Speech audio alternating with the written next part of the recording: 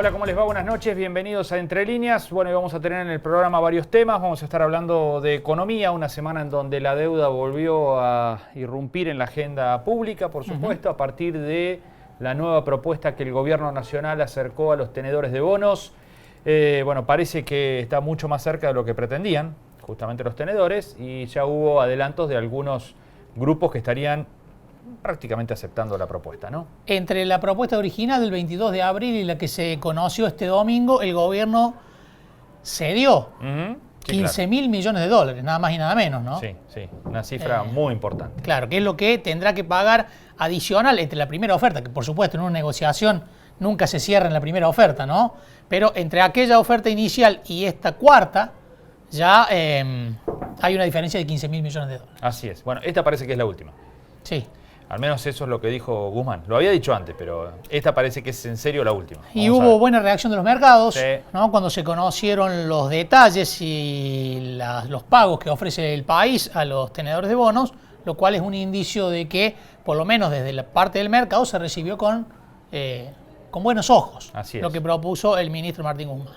Bueno, vamos a estar hablando de este tema en un ratito nada más con Fernando Marengo, es el economista jefe de Arriazu Macroanalistas. Vamos a estar conversando sobre este tema puntual de la deuda, pero también sobre la actividad económica. Hay muchos indicadores en los últimos días que surgieron, que se dieron a conocer oficialmente. Consumo, por ejemplo, muy deprimido, construcción por el piso. Bueno, niveles de actividad que se habían conocido ya en las últimas semanas, por ejemplo, que registran lo que ocurrió en abril con un desplome muy grande. Bueno, vamos a estar hablando también de esa cuestión en un ratito nada más. Y vamos a hablar de política también. Vamos a hablar con el jefe del interbloque de diputados de Juntos por el Cambio en la Cámara de Diputados de la Nación, con Mario Negri, porque se generó mucha polémica a partir de que se encontró el cadáver de Fabián Gutiérrez, ex secretario privado de Cristina Fernández, la vicepresidenta, que había sido testigo en la causa de los cuadernos, ¿no? Sí. Testigo arrepentido.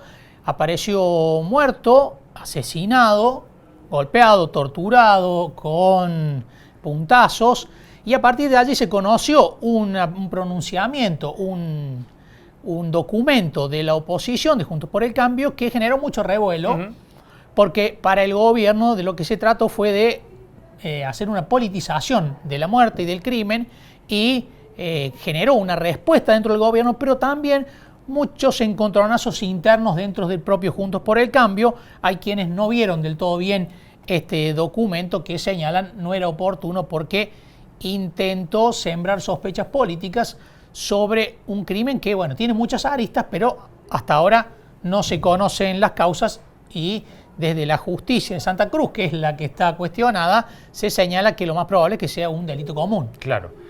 Bueno, justamente el documento este de Cambiemos o de Juntos por el Cambio apuntaba contra la figura de la vicepresidenta, ¿no? Claro, Cristina exacto. Fernández de Kirchner, y allí todo un revuelo en torno a esta causa. Sí, que una de las sobrinas es fiscal del caso, ¿no? Mercado. Y pedían el apartamiento de Natalia Mercado del caso. Así es.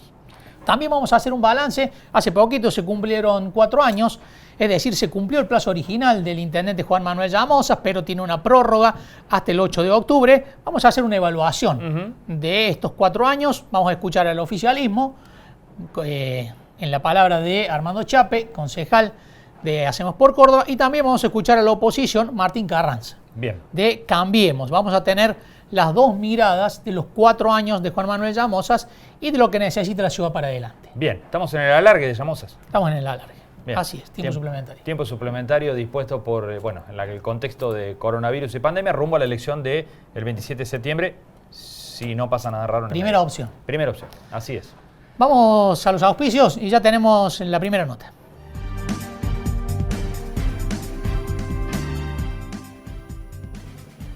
Auspician este programa Bio 4, Alimentos Santa Rosa, Ente Municipal de Obras Sanitarias, Sociedad Anónima de Transporte Ciudad de Río Cuarto, Sociedad Rural de Río Cuarto, CESIS, Diego Cid, Consejo Deliberante, Gobierno de la Provincia de Córdoba, Gobierno de Río Cuarto, Universidad Nacional de Río Cuarto, Comuna de Chucul, Municipalidad de Monte de los Gauchos, Colegio de Abogados de Río Cuarto, Defensoría del Pueblo, Ciudad de Río Cuarto. AEFIP, UPC.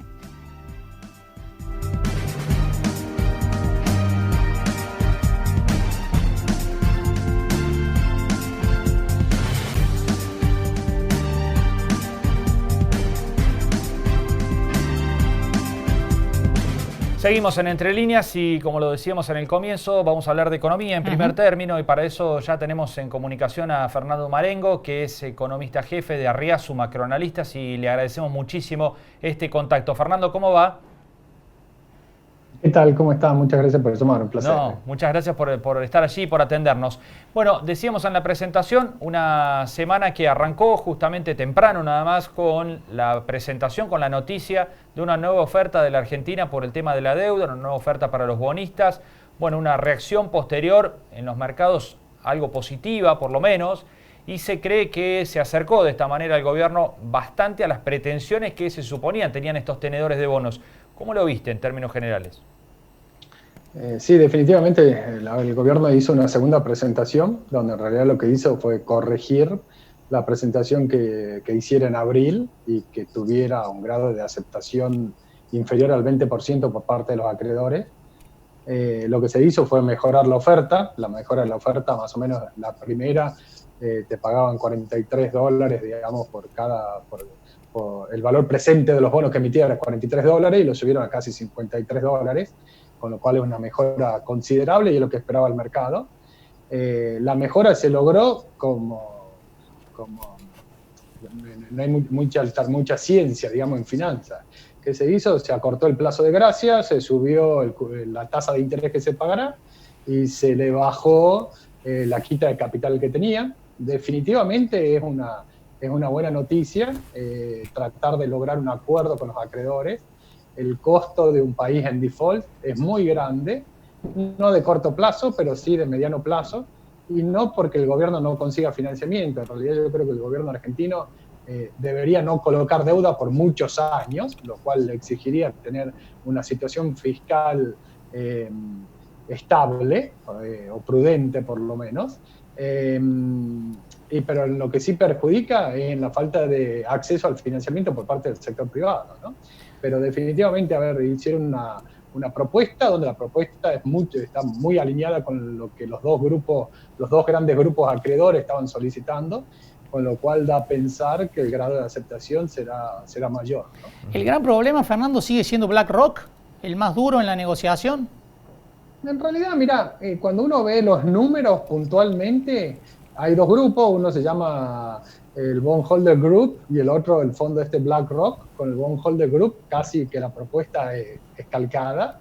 BlackRock, cuando uno ve los números, parecería que exige mucho más. En realidad está pidiendo como $11.000 millones más de lo que está ofreciendo el gobierno. Pero eso hay que tener mucho cuidado, porque esos 11.000 millones son 11.000 millones que se van a pagar en los próximos 30 años, y en realidad en los primeros 10 años BlackRock pide menos de lo que está ofreciendo el gobierno. La exigencia viene a partir del año 2035. Entonces, uno no puede comparar $100 de hoy con $100 de dentro de 15 años. Por eso se habla tanto de valor presente.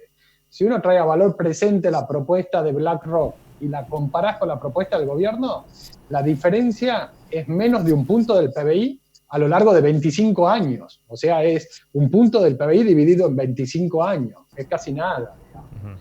Entonces, más allá de que el número pueda sorprender en términos nominales, cuando uno lo trae a valor presente, la verdad que la diferencia es nítida. Las principales diferencias estaban planteadas en temas contractuales de los nuevos bonos. Y ahí la discusión legal básicamente es sobre lo que se llama el Class Action Clause, que digamos que lo que buscan estas Class Action es protegerlo al acreedor ante posibles futuras renegociaciones. Y ahí los acreedores querían una cobertura más amplia de lo que el gobierno estaba dispuesto a dar, y finalmente parece que el gobierno estaría cediendo en eso. Con todo esto que acabas de decir, ¿ves que está más cerca que es posible con esta oferta alcanzar un acuerdo con los tenedores? ¿O con la mayoría de ellos, por lo menos? A ver, yo creo que sí, claramente está más cerca. Ahora también hay que tener presente que no alcanzar un acuerdo o no intentar alcanzar un acuerdo, era toda una señal del camino que se quería seguir. Ahora, lograr un acuerdo que lo podamos clasificar como exitoso, es lo que los economistas decimos una condición necesaria pero no suficiente. ¿Qué quiere decir? Lograr un acuerdo exitoso es el primer paso de una larga carrera, ¿no? A partir de, te iba a preguntar, ¿qué efectos puede tener eso sobre la economía real, cotidiana, si puede servir de condición, como decías vos, necesaria para que a partir de ahora el gobierno ya vea la economía con otra mirada, no tanto en la urgencia, sino planificándose más adelante, o son parámetros totalmente distintos? No, a ver, la situación, si vos no lograbas un acuerdo, el gran costo que iba a pagar el país era en tasa de crecimiento mientras el gobierno estuviera en default, ¿sí? Ese es el gran costo. Y que la economía no pueda crecer, el gran costo es el incremento de la pobreza. Eso es para tener en claro cuál sería el costo de no lograr un acuerdo. Ahora, lograr el acuerdo, yo digo, es una condición necesaria, pero no es suficiente, no garantiza nada. El acuerdo lo único que me hace es, me abre la senda para empezar a recorrer un camino donde hay muchos desafíos. Yo diría que el principal desafío que tiene por delante el gobierno es post-pandemia. Son dos. Uno es cómo estabilizar la situación financiera, esto de lo que venimos hablando hace tiempo, de todos los pesos que está emitiendo el gobierno, que en realidad esos todos pesos que se están emitiendo de corto plazo no tienen impacto en la economía porque van a la demanda de bienes básicos, pero cuando la economía empieza a recuperarse, todos los pesos excedentes va a haber que de alguna forma sacarlos de circulación. Y el otro gran desafío es qué se va a hacer con la situación fiscal.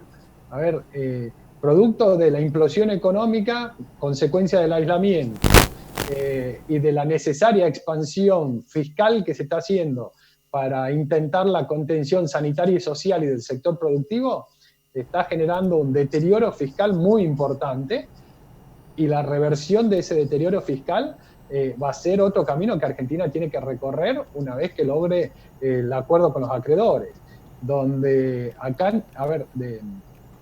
no hay tampoco mucha ciencia en qué se puede hacer para reducir un déficit fiscal abultado. O se aumentan los ingresos o se bajan los gastos.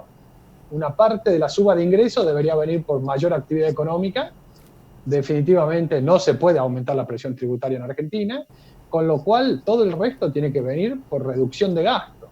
Y de nuevo, una parte de gasto puede venir por recorte de gasto extraordinario que se hizo durante la pandemia y que después no sea necesario, pero está claro que el nivel de gasto post-pandemia va a ser más alto que antes que empiece esta situación, porque va a haber parte de la sociedad que va a necesitar contención económica. Entonces creo que el gran desafío va a ser cómo se logra esta convergencia fiscal post-pandemia, ¿no? Esa convergencia, Fernando, va a ser mucho más fácil teniendo despejado el frente externo. La Argentina va a tener que salir a tomar financiamiento desde afuera para hacer que ese camino, esa transición sea más suave. A ver, si uno piensa cuál es el camino más razonable que debería seguir Argentina a futuro, para mí el camino más razonable es tratar de lograr el acuerdo más amplio posible con los acreedores. Lo segundo es, como de esta negociación de alguna forma participó el Fondo Monetario, para mí hay que sentarse a conversar con el Fondo Monetario un nuevo acuerdo. No tenemos que olvidar que el acuerdo que estaba vigente hasta fin del año pasado todavía tenía 13.000 millones de dólares de desembolsos pendientes, con lo cual Argentina podría lograr desembolsos por parte del fondo. Claramente ese acuerdo con el fondo va a pedir ajuste fiscal y posiblemente reformas estructurales, donde más allá de que lo pida el Fondo Monetario, son cosas que Argentina en algún momento va a tener que encarar. Digamos, Argentina, para tratar de lograr un proceso de desarrollo sostenido que no tuvo en su historia, necesita reducir la presión tributaria, necesita reducir el déficit fiscal, con lo cual necesita hacer alguna política sobre el gasto público, necesita abrir la economía. ¿Por qué? Porque la única forma de ser competitivo y mejorar la productividad es compitiendo, no cerrándonos, y se necesita invertir, y para invertir se necesita un mercado de capital doméstico y uno internacional. El acuerdo con los acreedores, ¿qué te hace? Te posibilitaría el acceso al mercado internacional. Pero después, todo el resto son cosas que Argentina, yo digo, cada vez tiene menos tiempo para encarar esa reforma. Y no porque sea una exigencia del fondo, sino porque como país necesitamos crecer para revertir el flagelo de la pobreza, ¿no? Fernando, muchísimas gracias por este contacto con Entre Líneas.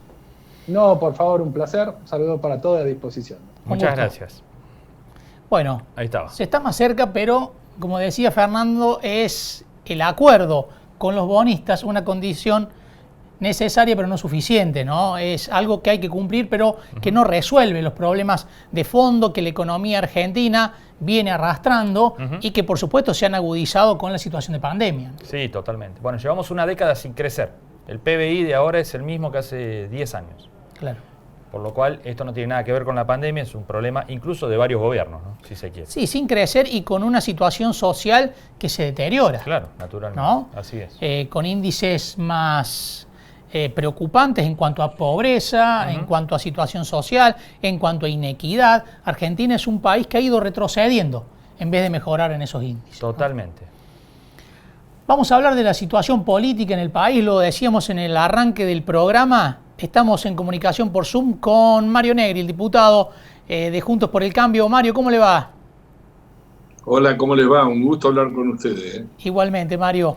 Bueno, Mario, el fin de semana la cuestión de la muerte, del crimen de Fabián Gutiérrez generó muchas repercusiones, un crimen con muchas aristas y con alto impacto, y a partir de allí existió un comunicado de Juntos por el Cambio. ¿Cómo lo viste, Mario? Para mí el comunicado está terminado ya. No debe convertirse en un tema central. El hecho tiene una connotación, obviamente.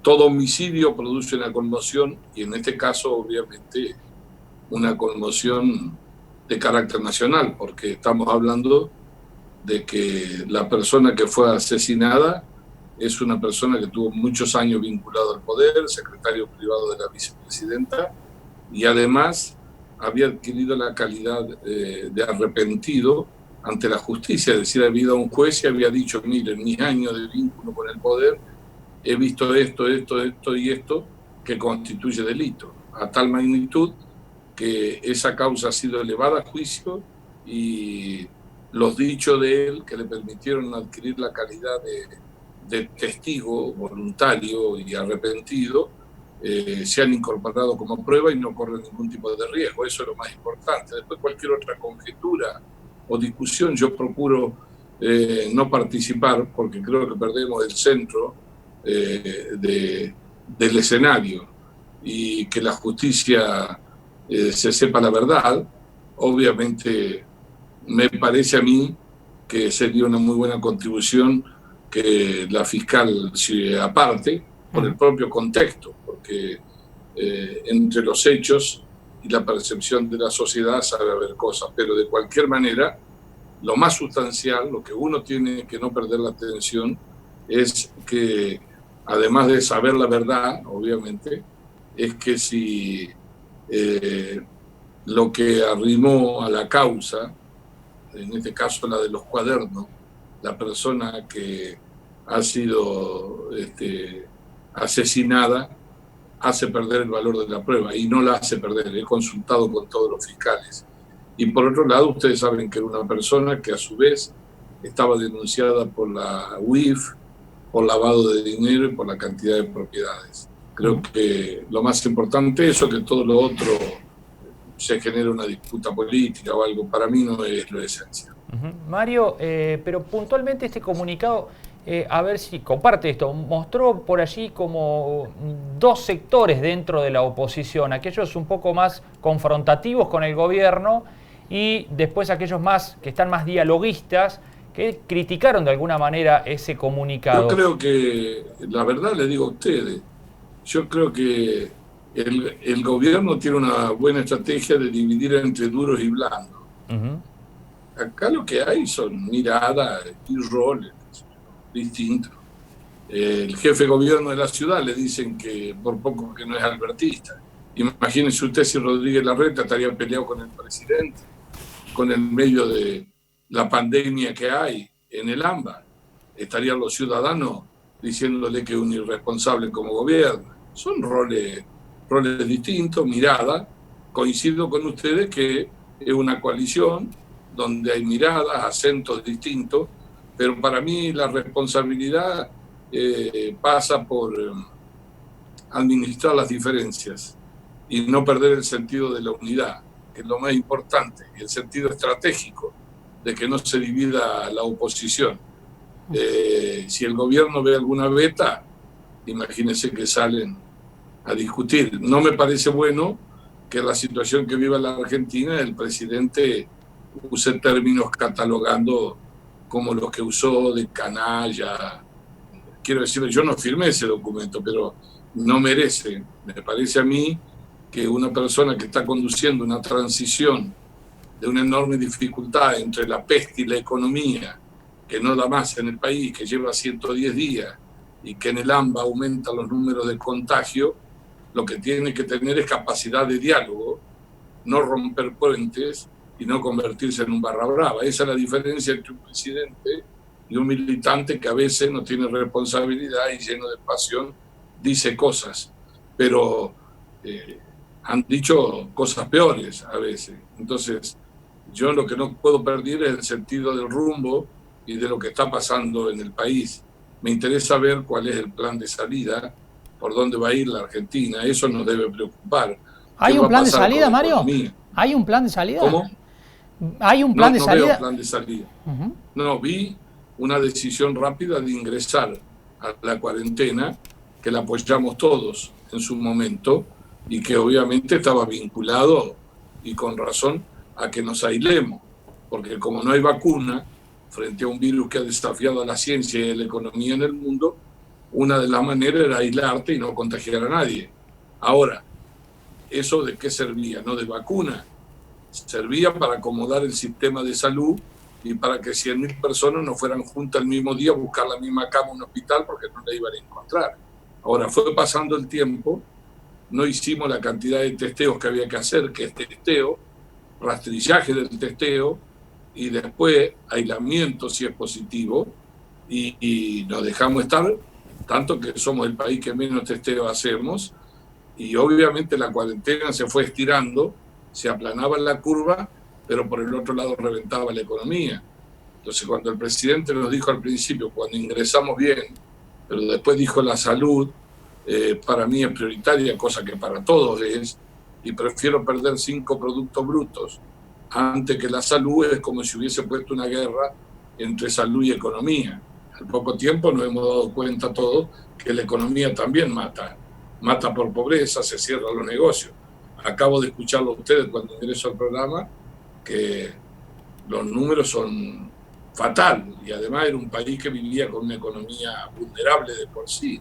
Entonces, yo creo que hay que tener mucha templanza, mucha serenidad, y la impresión que tengo es que no hay un plan de salida, un rumbo, y guarda con crear falsas expectativas de que es el último esfuerzo que le pedimos, de que no va a haber otro, porque la gente se fatiga, porque se desespera, porque no puede abrir el negocio, porque no puede vender, porque la fábrica se le cierra, porque por más que lo ayuden con algo del IFI o de los sueldos, después no pueden continuar. Y bueno, lo peor que puede pasar es que después de este esfuerzo se rompa por anarquía, porque la gente la atropelle. Entonces creo que hay que estar muy sereno y no hay que confundir, no hay que meter ni ideologizar el conflicto tampoco. Mario, de todos modos, ¿es el momento de mayor tensión política? Porque al principio de la pandemia había como cierta tranquilidad, ¿no? Acompañaron, estuvieron junto al presidente. ¿Es el momento en donde empiezan a aparecer diferencias ahora? Yo creo, por ejemplo, que fue innecesario que arme tensión política el gobierno con 3 o 4 temas. No fuimos nosotros, nos pueden decir lo que quieran, pero no fuimos nosotros. Por ejemplo, que el secretario de Derechos Humanos vaya y se constituya la justicia a pedir la libertad de Jaime, genera indignación y tentación política. Que el gobierno haya decidido derogar el decreto que tenía autonomía para los testigos protegidos y ponerlo debajo de nuevo de una persona que estaba denunciada, hizo que muchos se fueran. Si además de eso usted lo ha acompañado en toda la situación económica de la pandemia, pero le aparece un decreto de necesidad y urgencia por el cual dispone que el 100% de los recursos lo maneje discrecionalmente el jefe de gabinete, como era hace 14 años cuando estaba Cristina, que gobernó toda la vida así. Nosotros habíamos vuelto a acotar eso. Bueno, entonces el Congreso, ¿de qué queda? De una escribanía, una democracia de un solo poder. Yo creo que metió tensión política en el conflicto con Vicentini, no lo defiendo a los Vicentini. Ellos tienen que arreglar sus problemas con la justicia, pero nunca he visto que un gobierno diga, encima que no tiene una inversión, que con un decreto voy y me meto y me quedo con una empresa privada que está concursada y que está en la justicia. ¿El tema AFI, Mario, también es político? Política. ¿El tema AFI también es político? Yo quiero decirle una cosa, yo no tengo nada que ver con eso, no paso ni cerca. En todo caso, dicen que soy uno de los que tiene los mails espiados, pero eso suena mucho a basura. En todos los gobiernos ha pasado lo mismo, y que no hay que proteger nada. Lo que sí es llamativo es que al juez que lo apartó la Cámara, retándolo y diciéndole, era el juez que daba las autorizaciones antes. Entonces eso estamos en el fango, y obviamente que hay que aclararlo, y es responsabilidad de todos. Y si alguno ha hecho algo en contra de la ley, que lo pague. También han metido tensión política cuando viene una marcha que es nacional, federal, campesina, urbana, y el presidente, en vez de decir, bueno, calmémonos, vamos a dialogar, le pone combustible a la indignación. Entonces usted, que hizo un primer discurso diciendo que venía a resolver la grieta y le mete 300 metros más de profundidad, con un agravante, que el mundo está dando vueltas pata para arriba, donde hay guerra comercial, donde se han caído 170 países en su economía, donde el déficit fiscal nuestro, usted fíjese el del mes de abril, 23%. En el año 2004 fue la última vez que tuvimos eso nosotros. Y está indicando que vamos a tener un déficit del 7 o el 8, lo habíamos dejado en el 1, igual que como lo entregó Cristina Fernández de Kirchner. Y si además le dice que la economía en la región va a ser la que menos va a crecer, vamos a caer el Producto Bruto entre el 10 y el 11, son 40.000 millones de dólares, miles de puestos de trabajo que se pierden. La pucha, si hay que trabajar juntos para imaginar cómo salimos, porque este problema no va a ser solo de un gobierno. Ahora, ¿quién es el que debe convocar a eso? Es quien gobierna. Ahora, si el que gobierna se mete en el barro y empieza a pelear, y cree que el empoderamiento o la confianza social que la gente le dio la convierte en un capital político para pelearme primero con los presidentes de al lado y después internamente, lo que queda es el aislamiento. No tenemos muchos destinos. Mario Negri, muchísimas gracias, como siempre. Un gusto haber hablado con ustedes. Muy Igualmente. amable. Gracias. Mario Negri, Ahí está. jefe del interbloque de Cambiemos, siempre una palabra de peso en el tablero político nacional.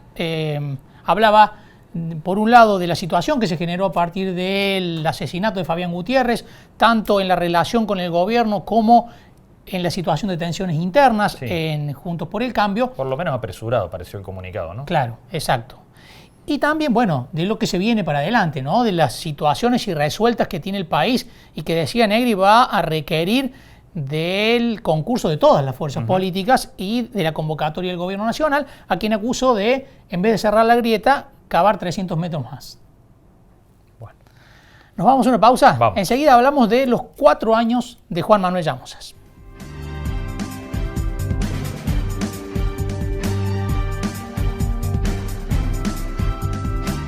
Este invierno, usa la electricidad eficientemente. Recordá que la calefacción eléctrica no consume oxígeno, por lo que no necesitas ventilar la casa.